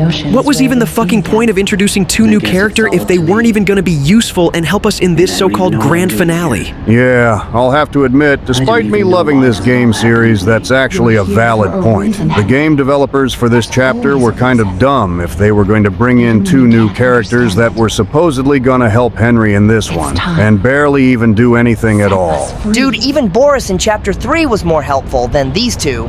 and he was as sweet as sugar. Well, if you guys are done shitting on Chapter 5, we need to go inside the ink machine now. Wait, that's the ink machine? Holy shit, did it get a whole lot bigger than the last time we seen it? No, for real, like, back in Chapter 1, it was at least at the size of like 2 to 3 cows. But now, all of a sudden, it's as big as a small local store.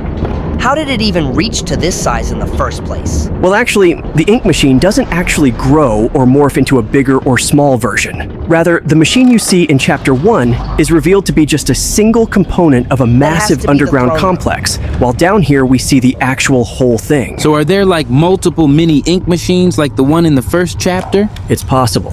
First time hearing Joey's voice finally. Accomplished with their own hands. A lump of clay can turn to meaning if you strangle it with enough enthusiasm. Look what we've built. We created life itself. No, you created hell for these people, dickhead. But in the hearts of those we entertain with our fancy moving pictures. But when the tickets stopped selling, when the next big thing came along, wonder what that was. Only the monsters remained.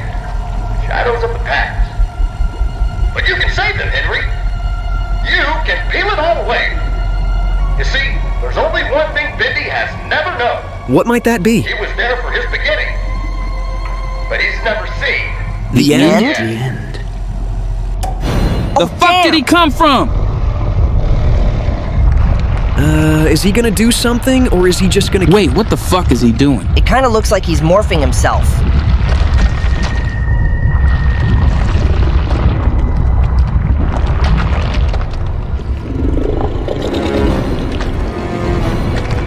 Oh, what the shit! fuck? Bro, how in the actual fuck are we supposed to beat him like this? Damn! Dude, Insomniac or Noir, please tell us that there's some kind of way for us to beat Bendy at this state. Physically, no Noir can't do anything to directly harm him, even if we did have a weapon. But what Noir can do is sprint straight into the labyrinthine industrial maze.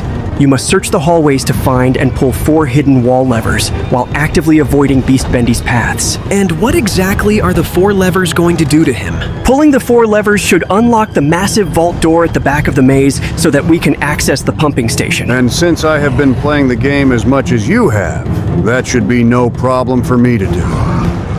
1 down. And that makes 2.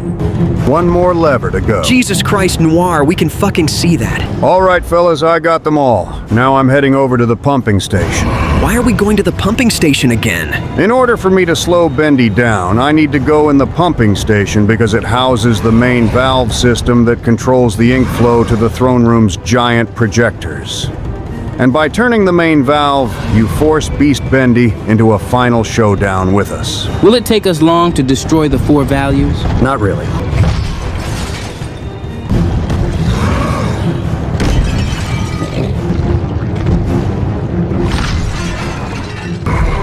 Why did everything go dark? Don't worry, fellas. This is supposed to happen once all 4 values are destroyed. Now I need to make my way back to the throne room. Oh right, the end tape is back in there. But what is it actually gonna do once we use it? Oh, you're about to find out. All right, I got it in. All right, well, what are we supposed to do now after... Damn! Oh, shit, he's right behind us. Wait, guys, something is playing.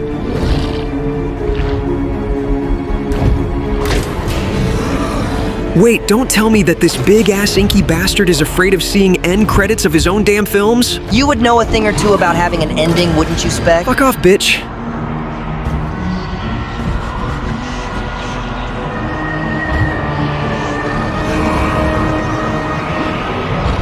Well, damn. The ending was so bad in his films that it literally killed him. That's gotta suck. Wait, how what? the fuck? Did Bendy's death just teleported us out of the ink machine? Look guys, I know this is confusing. Believe me, I know since I played the whole game myself. But you just gotta watch what's about to happen soon. Okay then. Henry! Wait, what the fuck? Weirder and weirder in this game. Look, I know it's confusing, but just listen to what he has to say, guys. You're trying to impress me. But I know. You have questions. You always do. The only important question is this. Who are we, Henry? I thought I knew who I was. But the success starved me. Nothing left but lines on a page. In the end, we followed two different roads of our own making. You, a lovely family. Me, a crooked empire. And my road burned. I let our creations become my life. The truth is, you were always so good at pushing, old friend. Pushing me to do the right thing. You should have pushed a little harder. Henry, come visit the old workshop. There's something I need to show you. Wait, What in the actual fuck? Wait, how the fuck did we just get back to the beginning of the game? So remember when I was talking to you guys about the cycle and how it affected everyone at the ink machine? Yeah, you've been talking about that cycle shit non-stop ever since chapter 4. Well, the massive plot twist revealed in this chapter is that the Henry that we have been playing as all this time is not actually the real human Henry Stein. Instead, Henry is trapped in the cycle because he is an ink clone created by Joey Drew specifically to be tortured. What? And to add on to that is once the end reel dissolved the ink demon, the timeline does not free Henry, but instead it sends his awareness right back to Joey's apartment before wiping the majority of his memories and pushing him straight through the workshop door to start chapter 1 all over again. Insomniac, I think we broke them. Give them like a few hours and they'll be back to their normal selves. But to our audience, we just wanted to say thank you for sticking around for the whole gameplay series. And if you guys can get this video to 800 likes, we'll finally both forcefully and play the Granny series. No, the fuck we're not!